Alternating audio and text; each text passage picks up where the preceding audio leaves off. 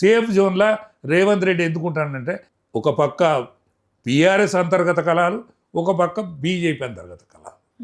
దీంతో ఆయనను ఎవ్వరు ముట్టుకుంటలేరు. ఆయన కాంగ్రెస్ పార్టీ కాదు,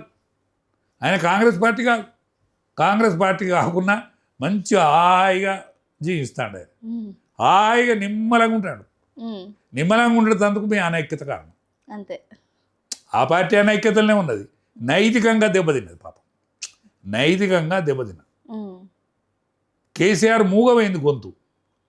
మొన్న ఒక్కరోజు వచ్చి మాట్లాడినంత మాత్రాన సరిపోదు. ఆయనది కనకడప్పోలుగా మోగేది. ఆయన గొంతే తెలంగాణకు వరంగా ఉండేది. ఆ గొంతు వినబడతలేదు, కనబడతలేడు. ఆ గొంతు వినబడతలేదు, ఆయన కనబడతలేడు.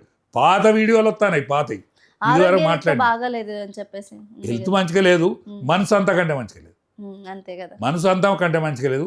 కాబట్టి రిజల్ట్ కాంగ్రెస్ పరం అవుతుందేమో అని నాకు భయం అవుతుంది. కాంగ్రెస్ పరం అవుతుందేమో అని నాకు భయం అవుతుంది. అనిపిస్తుంది.